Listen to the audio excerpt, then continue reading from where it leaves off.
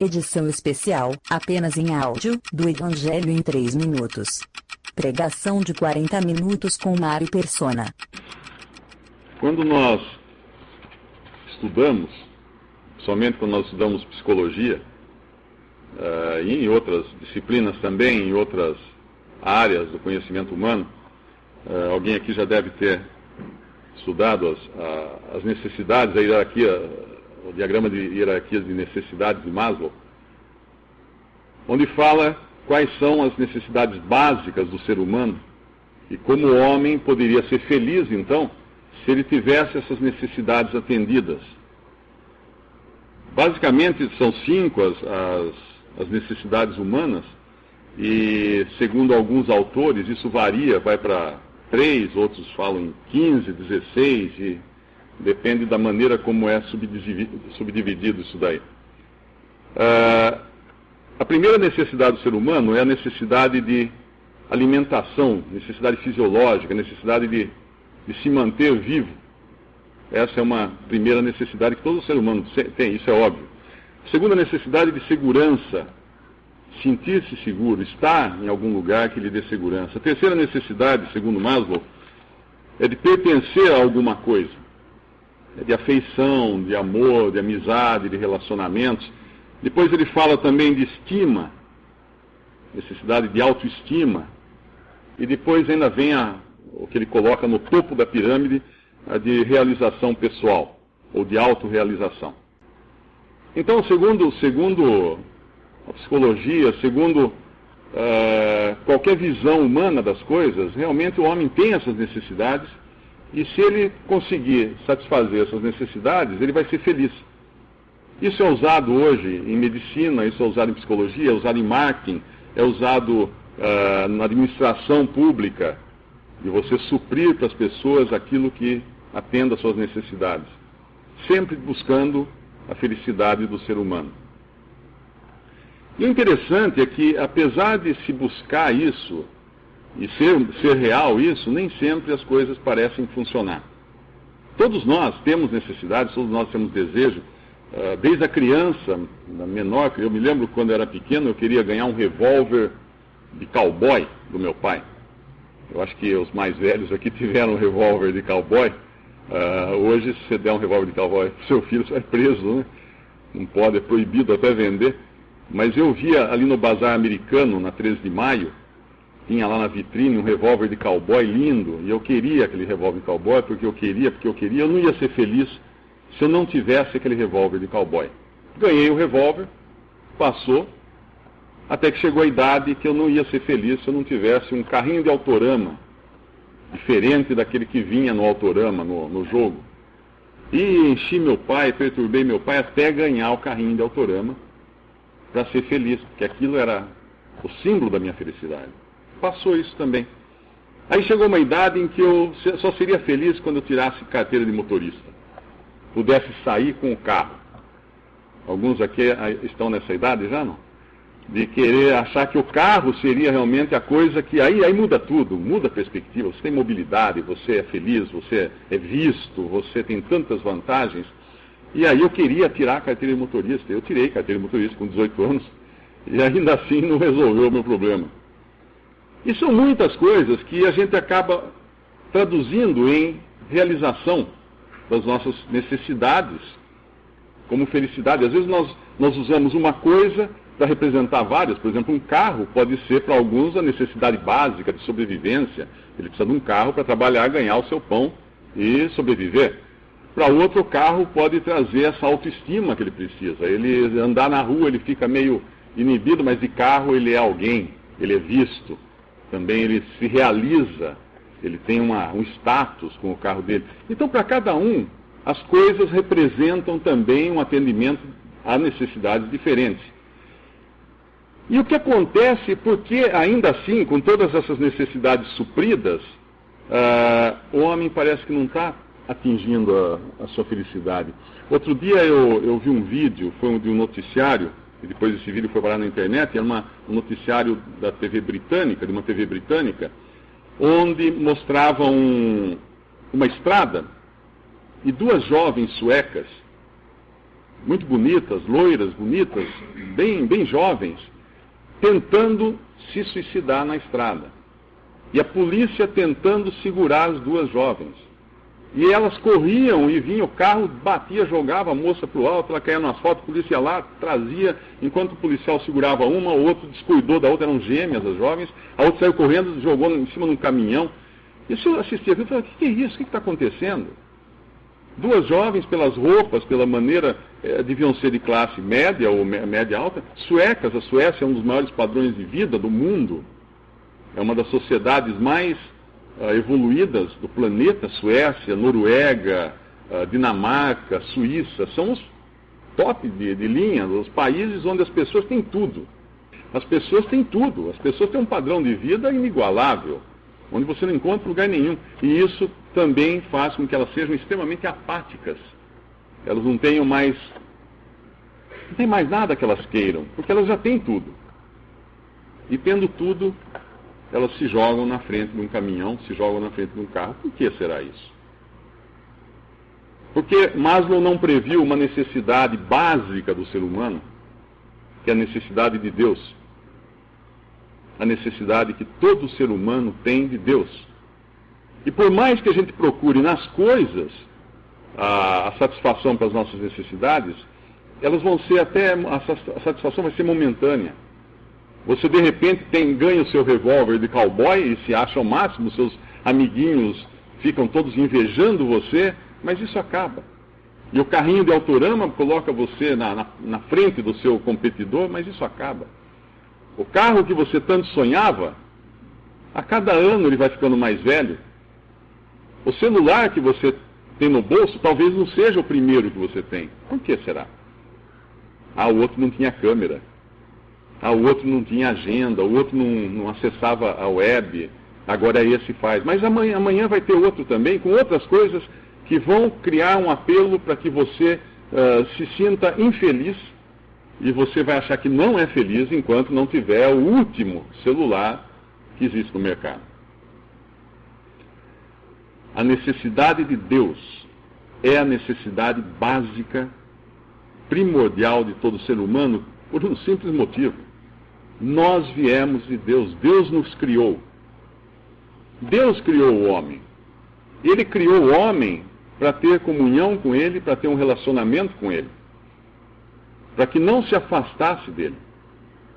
Todos nós aqui sabemos como é duro se afastar de uma pessoa. Quem é mãe e tem um filho, e o filho viaja, vai para outro lugar, aqui tem mães, tem pais, aqui tem filhos que estudam fora, eu tenho certeza que vocês ficam com o coração na mão quando seus filhos estão fora. Ou quando seu filho pequeno vai passar as férias na casa de alguém, você sente que tem alguma coisa que não está completa. Por quê? Porque ele tem uma ligação íntima com você. Ele está intimamente ligado, não há como separar isso. Existe um relacionamento. E o homem foi criado por Deus para ter um relacionamento íntimo, próximo, ligado com Deus.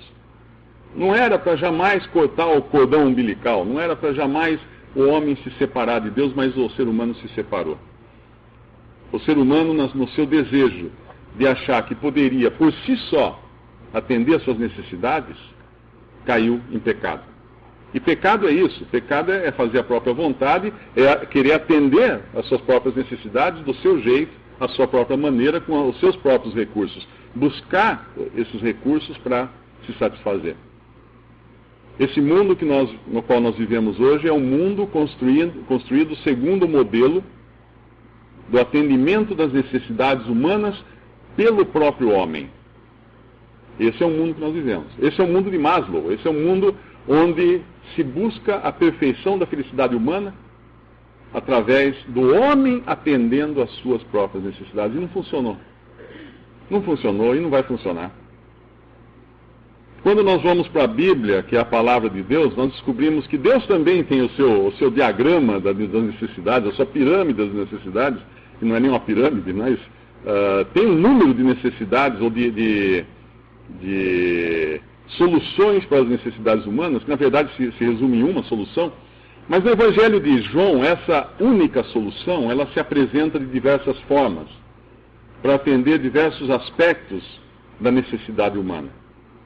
Quando Moisés, lá no Antigo Testamento, Moisés era um hebreu que, quando criança, foi lançado no rio para não ser morto, foi colocado numa cesta impermeabilizada, colocado por sua mãe no rio Nilo, para não ser morto, porque o faraó tinha mandado matar as crianças, e justamente para acabar, o povo hebreu estava crescendo muito, eles queriam terminar com isso, e ele é salvo pela filha de Faraó, e todos aqui devem conhecer a história, e acaba sendo criado na corte de Faraó, como um filho adotivo da princesa do Egito. Um neto, por adoção, um neto do próprio Faraó. Esse foi Moisés. E quando Moisés tentou resolver as coisas da sua própria maneira também, querendo salvar o seu povo, que era o povo hebreu, da opressão dos egípcios, ele acaba matando uma pessoa e tendo que fugir e viver separado, longe do Egito. E é lá que Deus o encontra. E Deus fala com ele. E tem um momento quando Moisés pergunta a Deus, mas que Deus o escolhe para ir libertar, para ser o libertador do povo, para liderar o povo na saída da escravidão do Egito. Tem um momento quando Moisés pergunta para Deus, mas quando o povo me perguntar, quem é você? Quem me falou essas coisas? Deus diz para ele, diga que eu sou. Eu sou falou com você. Eu sou disse para você fazer isso. O que é o eu sou?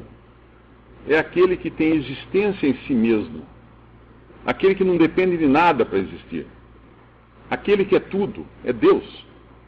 Aquele que não tem nem um adjetivo para a gente descrever, porque é Deus. Está muito acima da nossa capacidade de compreensão, está muito acima de qualquer ideia que a gente possa fazer dele. A gente tem algumas ideias breves, algumas coisas muito simples, para entender um pouco o conceito só, né? Mas Deus se revelou como o Eu Sou. Passaram-se alguns séculos, até que veio alguém a esse mundo, Jesus, e se revelou como eu sou. Quando ele foi numa discussão com os religiosos da sua época, no capítulo 8 do Evangelho de João, nós vemos uma frase desse mesmo Jesus,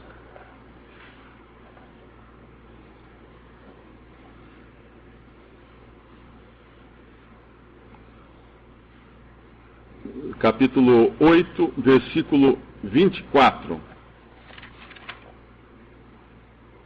Evangelho de João. Por isso vos disse que morrereis em vossos pecados, porque se não credes que eu sou, morrereis em vossos pecados. E eles perguntam, quem és tu? Jesus lhe disse, isso mesmo que já desde o princípio vos disse. Desde o princípio, Deus já havia se revelado como o Eu Sou. Aquele que tem em si próprio a existência. Aquele que é o único Deus verdadeiro. E quando nós abrimos os evangelhos, especialmente o Evangelho de João, nós vamos descobrir que Deus, um dia, se fez homem. Ah, mas como entender isso? Não há como entender isso. Porque se nós entendêssemos isso, nós seríamos Deus. Deus está acima até da compreensão humana. Por isso que Deus revela as coisas para nós. Nós não entendemos as coisas de Deus. Nós não temos um estalo e falar assim, haha, agora eu sei como Deus é. Não, não é assim. Deus revela ao homem porque são coisas extremamente altas, que o homem seria incapaz até de perceber que elas existem. Deus revela, é por revelação que nós entendemos as coisas de Deus. E Deus nos revelou tudo o que Ele quis revelar na sua palavra, que é a Bíblia, que nós temos hoje, vocês têm aí nas mãos. Um outro versículo ainda, nesse capítulo 8 do Evangelho de João, é o versículo 58, quase no final do capítulo 8 de João.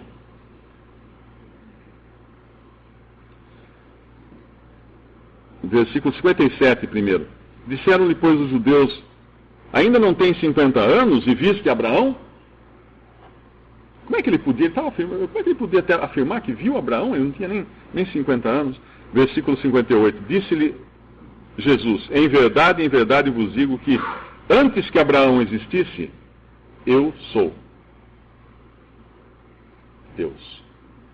E no versículo 59, então pegaram em pedras para lhe atirarem, mas Jesus ocultou-se e saiu do templo, passando pelo meio deles, e assim se retirou. Como isso?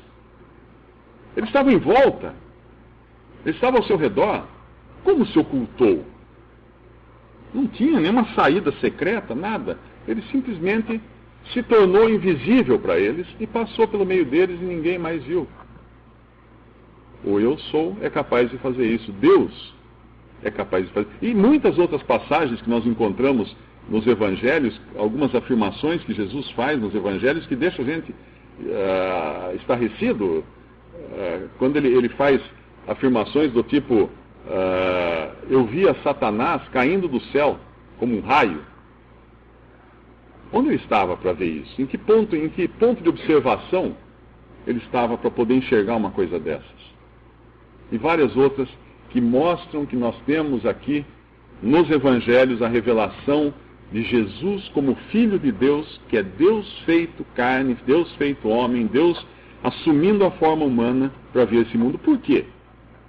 E aí vem algumas, no Evangelho de João especificamente, há sete vezes em que Jesus declara eu sou. Usa essa expressão eu sou aplicada a alguma coisa ou alguma pessoa, na forma de uma analogia com alguma coisa. A primeira expressão que eu gostaria de a gente ler aqui, no capítulo 14 do Evangelho de João, versículo 6,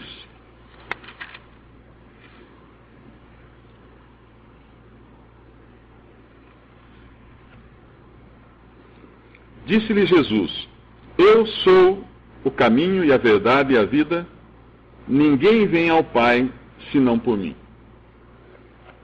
Eu sou. E aqui a primeira coisa que ele diz, o caminho. O ser humano, ele busca um caminho.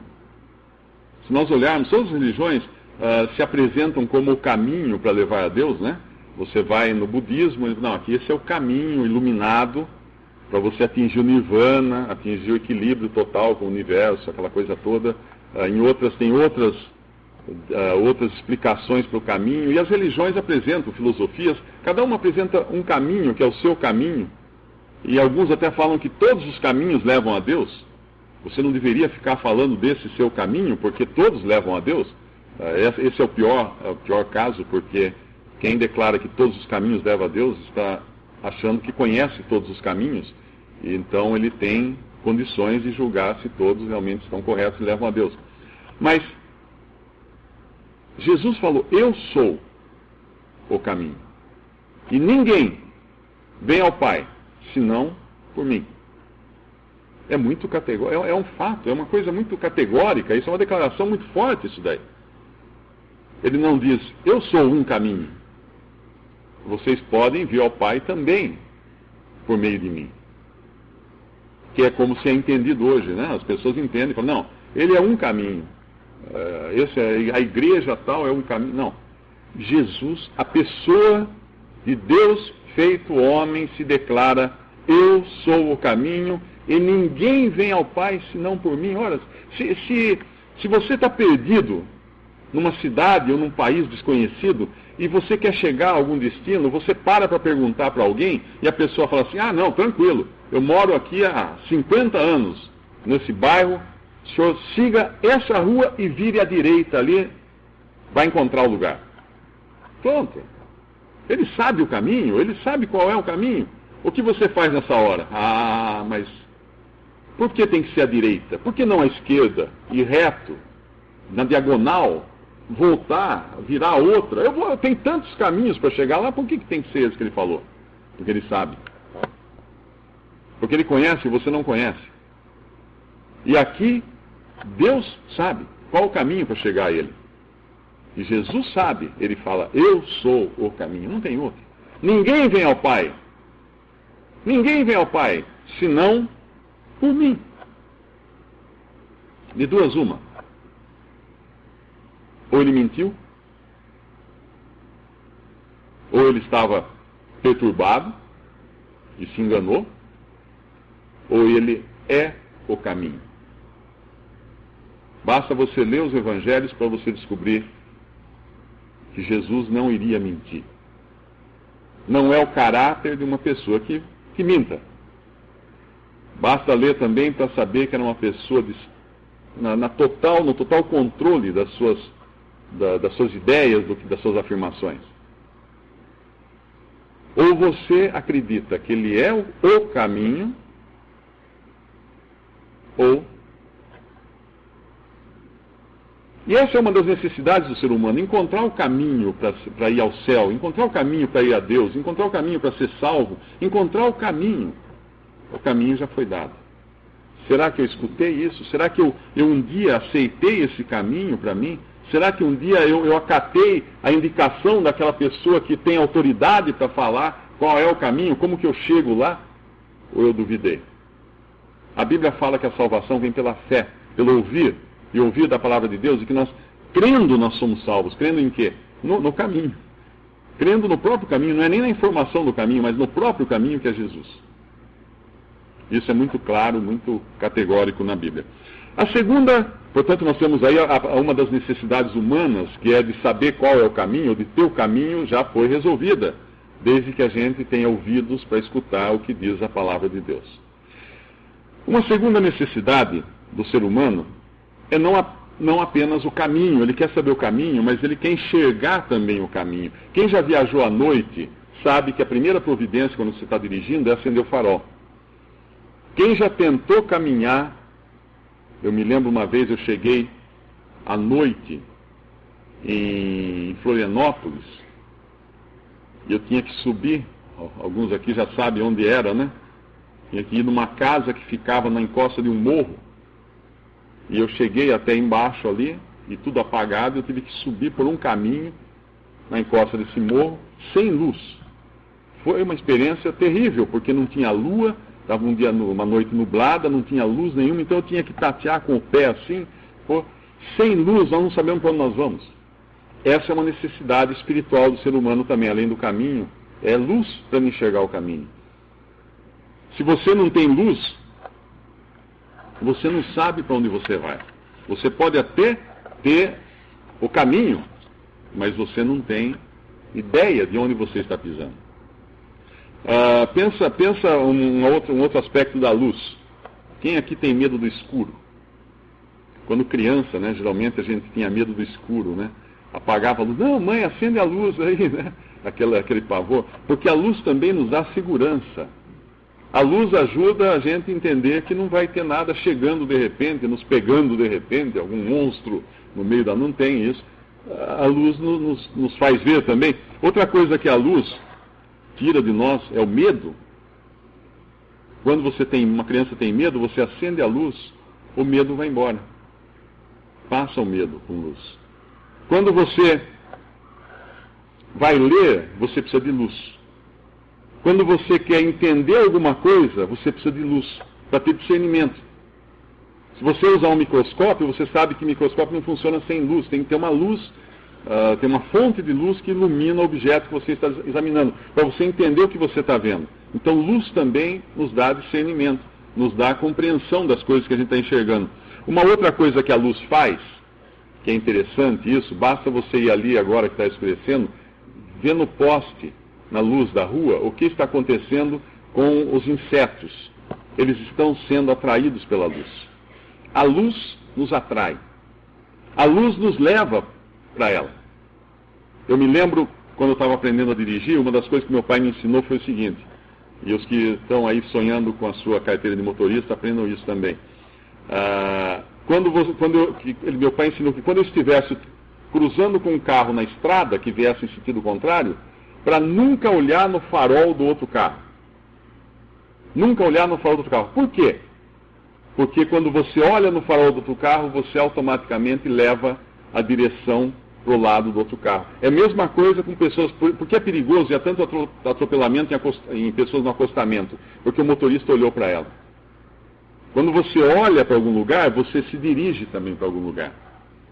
Quem estudou desenho e propaganda sabe que quando você tiver uma mensagem num texto, numa página, e uma foto, uma mensagem de texto, uma foto de uma pessoa, e a pessoa ficar de perfil, nunca coloque o perfil da pessoa com o nariz apontado na direção contrária do texto. Coloque com o nariz apontado na direção do texto. Porque isso vai fazer com que a pessoa que olhar a foto vai também olhar para o lado do texto, porque é o lado que a pessoa está olhando. A luz nos dá a capacidade de olhar, de enxergar, de ver a direção das coisas. A luz, aliás, a luz é o que permite ao ser humano enxergar, né? O que nós enxergamos nada mais é do que o reflexo da luz nos objetos, nas coisas, trazendo estímulos visuais, de cores e de formas e tudo mais. Mas eu não vou tentar explicar aqui mais sobre a visão, senão eu vou falar coisa que não está exatamente de acordo. Outra coisa que a luz nos faz, ela nos atrai porque ela nos dá a sensação de calor. Quem aqui já foi em fazenda, você está lá para ir fazer uma caminhada, né? O pessoal que vai em fazenda, passar férias, tudo.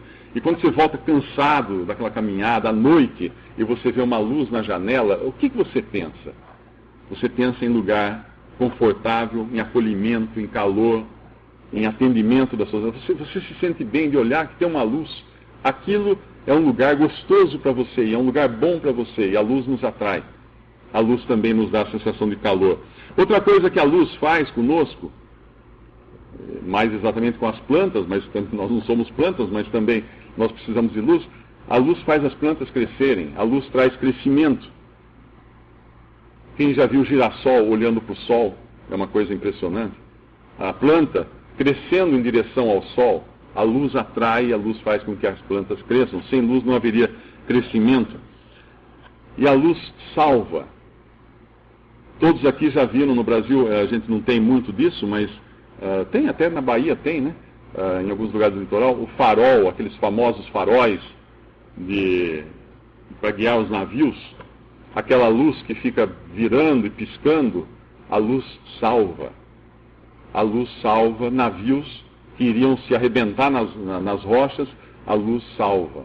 A luz avisa onde há o perigo. Quando o avião vai descer no aeroporto, a pista inteira está iluminada com pontos de luz, porque a luz mantém o avião no seu curso correto. E Jesus fala, eu sou a luz do mundo. No capítulo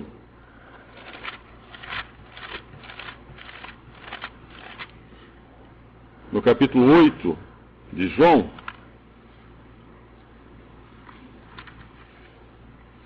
versículo 12.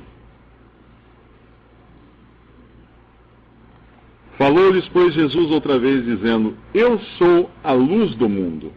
Quem me segue não andará em trevas, mas terá a luz da vida.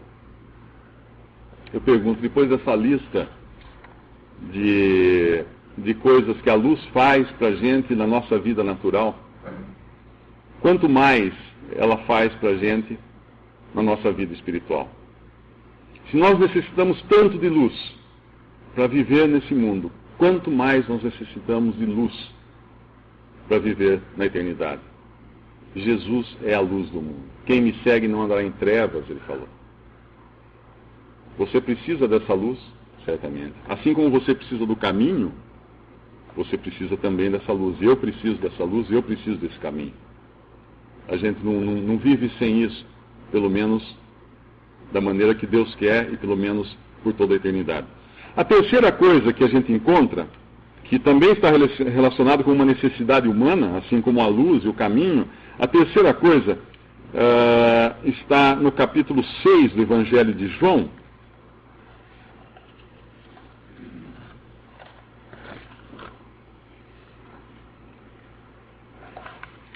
No versículo 48.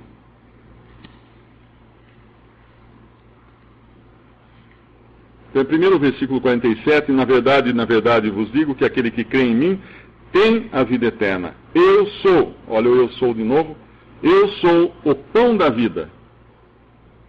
Eu sou o pão da vida. Aquele que se alimenta desse pão jamais terá fome. Nós precisamos de alimentação, até Maslow coloca essa necessidade como a básica do ser humano. Nós precisamos de alimentação para viver, para sobreviver. Nós precisamos de pão. E Deus enviou ao mundo um pão do céu. Lá no Antigo Testamento, quando os hebreus andavam pelo deserto, depois de saírem do Egito, indo em direção à terra de Canaã, a terra prometida, eles não tinham comida, no deserto não há comida, né? Então Deus providenciou o maná que caía do céu, como um orvalho, e ficava sobre o orvalho, na verdade, e era uma coisa muito saborosa, que eles comiam e se alimentaram durante 40 anos. Eles não precisaram de outro alimento, senão do maná. E Deus chama na sua palavra, na Bíblia, que é a sua palavra, o maná de pão do céu. E aqui nesse capítulo 6, no versículo 48, quando Jesus fala, eu sou o pão da vida, no versículo 49, ele fala, vossos pais comeram o maná no deserto e morreram, e este é o pão que desce do céu, para que o que dele comer não morra. Eu sou o pão vivo que desceu do céu. Se alguém comer desse pão, viverá para sempre. E o pão que eu der é a minha carne, que eu darei pela vida do mundo. Ele anunciava aqui algo que ainda iria acontecer com ele, que nós vamos ver mais para frente. Outra necessidade humana, que a Bíblia nos mostra como sendo uma necessidade importante até para nós, além dessa de nos alimentarmos, no capítulo 10,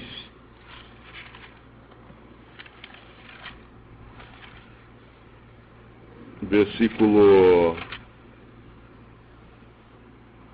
7.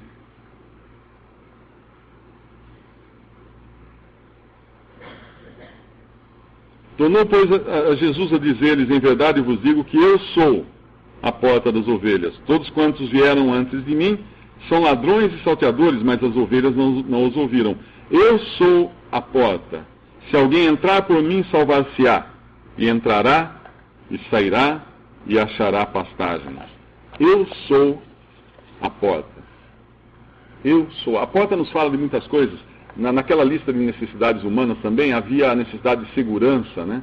E a porta atende essa necessidade também de segurança, porque a porta nos mantém seguros, entrará e sairá e achará pastagem. Ele está se referindo ao lugar onde as ovelhas eram colocadas lá no tempo do Novo Testamento, que havia uma porta, um muro, uma porta, a ovelha era levada para dentro, abria aquela porta, as ovelhas entravam, e quando elas entravam, havia alimento para as ovelhas lá dentro, separado dos lobos, protegida dos perigos. Atrás daquela porta havia segurança e havia também alimento, havia preservação da vida. E a porta é isso também para nós. A porta faz separação também para o ser humano, dos perigos que existem. E Jesus falou, eu sou a porta. Precisamos dessa porta, que é Cristo? Sim, precisamos.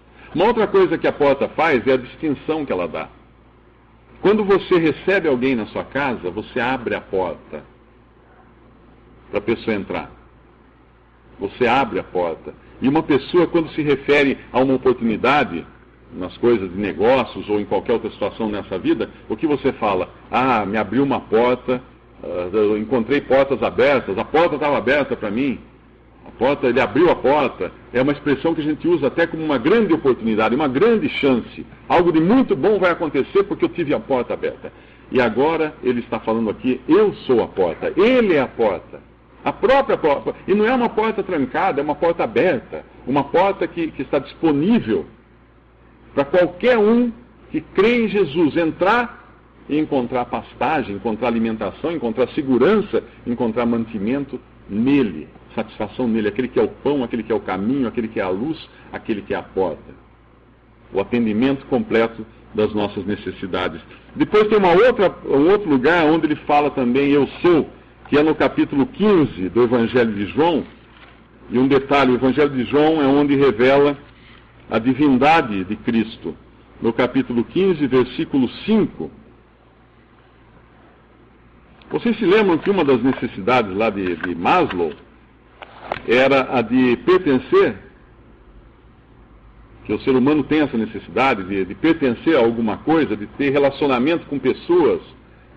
Então existem associações, existem clubes, existem círculos de amizade, que o ser humano se sente bem quando ele pertence a alguma coisa, onde tem outras pessoas que parece que lhe apoiam e que pensam como ele.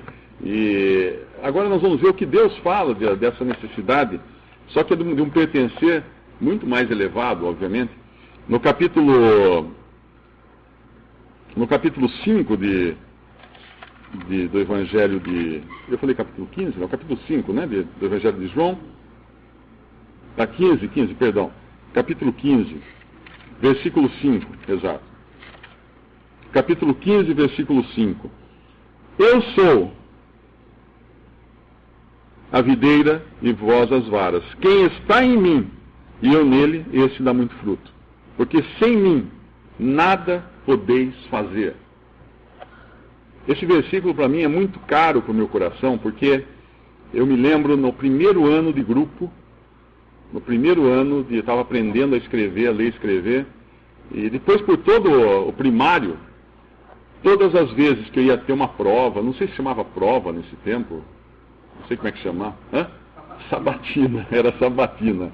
Ia ter uma sabatina, minha mãe escrevia uma tirinha de papel, e às vezes eu tinha que até explicar para a professora que não era cola aquilo, né? Para eu colocar em cima da carteira, onde dizia assim, sem mim nada podeis fazer. Ela pegava esse trechinho do versículo e eu fazia a prova olhando para esse trechinho do versículo. Eu ainda não conhecia Jesus naquele tempo, como eu conheci depois da minha conversão em 1978, mas hoje eu sei. E a Bíblia diz, sem mim, algumas coisas vocês não podem, nada, vocês não podem fazer nada sem mim, ele diz. Nada, absolutamente nada. Respirar sem Cristo não dá. Viver não dá, o coração bate. Tem um versículo em Hebreus que fala, ou é Colossenses, se não me engano, diz que ele sustenta todas as coisas pela palavra do seu poder. Se a minha mão não entra na madeira aqui agora, sendo que a madeira é formada por átomos, minha mão é formada por átomos, por moléculas e átomos, e até pelo quark, que é a menor partícula lá, mas por que elas não se misturam, os átomos da minha mão não se misturam com os átomos da madeira? Porque Cristo mantém todas as coisas íntegras, o universo inteiro íntegro, pela palavra do seu poder. É Ele que mantém, o seu coração está batendo agora porque Ele mantém o seu coração batendo, seu sangue está fluindo porque Ele mantém, seu cérebro está pensando porque Ele mantém todas as coisas, todo o universo, olha para o céu, vê as estrelas, Ele segura as estrelas em cada do seu lugar, em cada planeta, Ele mantém todas as coisas pela palavra do seu poder. Sem Ele, não apenas nós não podemos fazer coisa alguma, mas sem Ele nada pode existir. Todas as coisas foram feitas por Ele e para Ele. Para Ele. Ele é o princípio e o fim de todas as coisas. Ele é o objetivo de Deus em todas as coisas, é Cristo. Eu pergunto, o que nós estamos fazendo com Ele?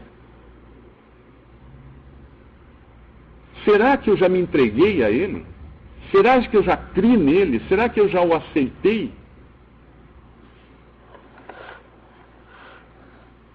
A videira, ela tem uma característica interessante. Quando um galho está ligado na videira, ele está resistente. Você tira o galho da videira, ele quebra. Ele perde a seiva, ele seca e quebra. A videira tem um outro aspecto interessante também, que ela cria uma relação com o tronco. Você está ligado.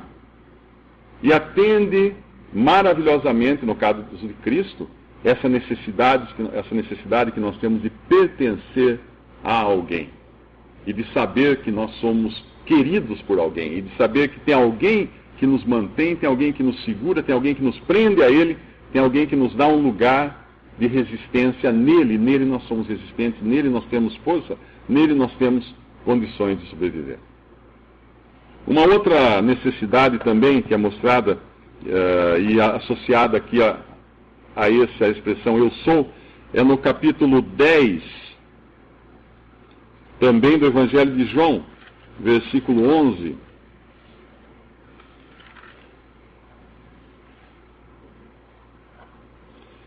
Eu sou o bom pastor. O bom pastor dá a sua vida pelas ovelhas. E mais adiante, versículo 17, por isso o Pai me ama, porque dou a minha vida para tornar a tomá-la. Ninguém me tira de mim, mas eu de mim mesmo a dou. Tenho poder para dar e poder para tornar a tomá-la. Esse mandamento recebi de meu Pai. O que é um pastor? Primeiro, um pastor nos fala de cuidado. O pastor é aquele que cuida das ovelhas. Todos nós queremos ser cuidados por alguém. Todo mundo gosta de um cafuné, todo mundo gosta de uma atenção, todo mundo gosta de um cuidado. Isso é básico, qualquer pessoa sabe disso. A criança gosta de colo, né? E nós crescemos, o que nós somos? Crianças crescidas, que nós continuamos gostando de colo, continuamos gostando de ter um abraço, de ter um cuidado, de ter um zelo, alguém que olhe por nós, alguém que zele por nós. Quem tem filhos pequenos sabe o quanto uma criança necessita de cuidado. E mesmo quando ela se mantém rebelde e faz traquinagens e desobedece e você a disciplina, a primeira coisa que ela vem fazer depois é abraçar você. Ela encontrou os seus limites. Ela encontrou que alguém cuida dela, ela se sente segura. Além do cuidado, proteção. Nós necessitamos de proteção. O pastor protege as ovelhas. Ele está pronto para lutar contra os ladrões, o lobo, qualquer coisa que tente tirar suas ovelhas. Outra coisa que tem o pastor é o conhecimento das suas ovelhas. Ele cria condições para que as suas ovelhas o conheçam. Quem aqui já teve um bichinho de estimação, um animal de estimação, um gato, um cachorro, até um papagaio, você sabe que o animal de estimação conhece seu dono. Por que ele conhece? Porque você tratou dele, ele sabe quem tratou. Eu me lembro meu pai, quando ele contava uma história de quando ele era criança, ele morava num sítio, e tinha um cavalo no sítio que estava com bicheira, né, que falava que a mosca picava o cavalo e botava ovos, e formava assim as larvas, começava a comer a carne, e aquilo no dorso do cavalo, nas costas do cavalo, aquilo era terrível. O cavalo tentava se coçar, E esse cavalo era um cavalo que não tinha assim afeição com ninguém, era um cavalo de carroça, um cavalo. Aí meu pai começou a tratar da ferida desse cavalo. Ele era pequeno, era um menino, ele falou assim, vou tratar desse cavalo. Pegou criolina, começou a limpar, tirou os vermes e tudo. Ele disse que todas as vezes, daí para frente, ele chegava no pasto, o cavalo estava lá longe, ele vinha correndo até ele. Ele vinha correndo até meu pai. Ele reconhecia aquele que cuidava dele. Você conhece Jesus como aquele que cuida de você, como seu pastor? Você o tem como seu pastor, aquele de quem você precisa para os seus cuidados? E não só um pastor. Aqui fala que o pastor dá a sua vida pelas ovelhas. E realmente o pastor luta pelas ovelhas e pode ser atacado por um lobo, e pode ser morto pelo lobo, e pode dar a sua vida. E quando Cristo veio ao mundo, ele não veio apenas para nos dar exemplo, são ótimos exemplos que ele nos deu. Ele não veio apenas ensinar, os seus ensinos são ótimos, nós devemos seguir os seus ensinos, mas ele veio com uma missão. E essa missão foi morrer por nós. Como morrer por nós? Se colocar na nossa frente na hora que viesse o juízo de Deus, para que o juízo não nos atingisse. Deus precisava julgar o pecado no homem, porque o homem pecou, o homem se afastou de Deus, o homem se rebelou contra Deus, o homem precisava ser julgado. Isso na justiça humana a gente aceita isso com maior facilidade. Um bandido precisa ser julgado, um assassino precisa ser julgado, um ladrão precisa ser julgado, qualquer pessoa que cometa algum crime precisa ser julgado, alguma desobediência à lei precisa ser julgada. E o homem desobedeceu a Deus, se rebelou contra Deus. Deus precisava julgar o homem para ser justo, mas Deus não queria julgar o homem, mas precisava julgar o homem. Deus queria salvar o homem, mas precisava julgar o homem. Então o que ele fez? Ele se fez carne na pessoa do seu filho, Jesus. E veio a esse mundo e se colocou, Cristo se coloca na cruz. Imagine você aqui, a cruz com Cristo aqui. E Deus no momento de lançar o seu juízo contra o pecado, contra você, contra o pecador, e alguém na frente, servindo como anteparo para esse juízo. Servindo como aquele que vai receber todo o juízo por causa dos seus pecados, dos meus pecados. E isso ele fez. Ele se colocou diante, entre nós e Deus, na hora de receber o castigo pelo pecado. E com isso, ele pode nos salvar agora. Agora Deus pode ser não só justo por ter aplicado o juízo, a sentença contra o pecado, mas Deus pode ser misericordioso para salvar o pecador que crê em Cristo Jesus como seu Salvador. O pecador que se abriga nesse sacrifício que foi feito na cruz do Calvário há 2000 anos atrás. Além de bom pastor, o sétimo, eu sou, que a gente encontra em João, está no capítulo 11 de João mesmo, do Evangelho de João, no versículo 25. Hoje eu estava num restaurante e nós estávamos conversando, o restaurante muito cheio, precisamos esperar até para esperar lugar, né? E aí eu disse uma coisa, a gente estava falando da infinitude das coisas, da finitude das coisas. E eu até tinha os jovens, né, estavam sentados, e eu falei assim, olha em volta, vocês estão vendo todas essas pessoas? Daqui a 100 anos, todas essas pessoas, e mais aquelas que você conhece, estarão mortas. Olhe em volta. Faça uma lista das pessoas que você conhece hoje. Pegue sua lista de contatos. Olhe cada um. Daqui a 100 anos estarão todos mortos. Porque ninguém, a não ser alguém lá que vai sobrar um pouquinho mais, mas 110 então, 115, mas estarão todos mortos. O grande problema do homem é a morte. O grande problema do homem, a grande necessidade, Maslow também não previu isso, porque ele parou só nas necessidades dos vivos, mas existe um anseio que todos têm de viver.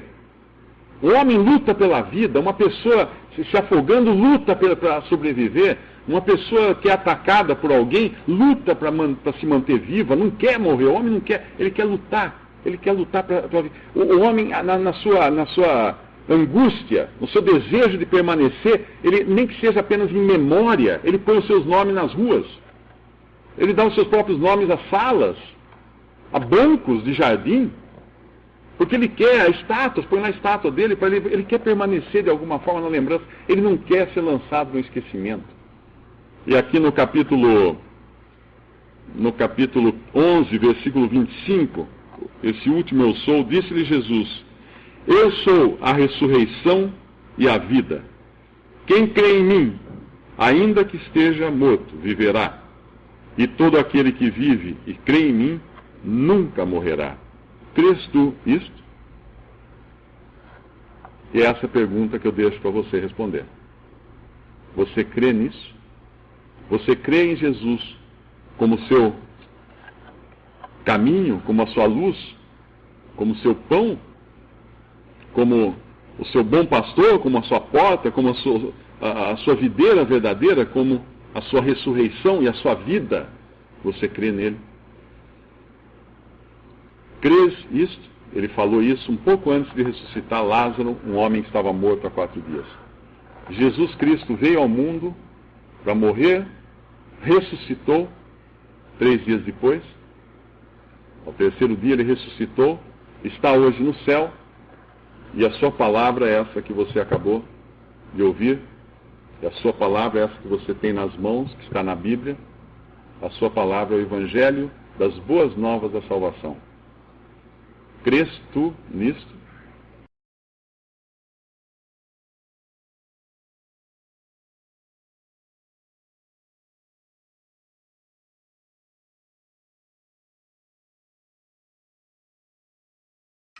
Visite 3minutos.net. Dúvidas? Visite respondi.com.br.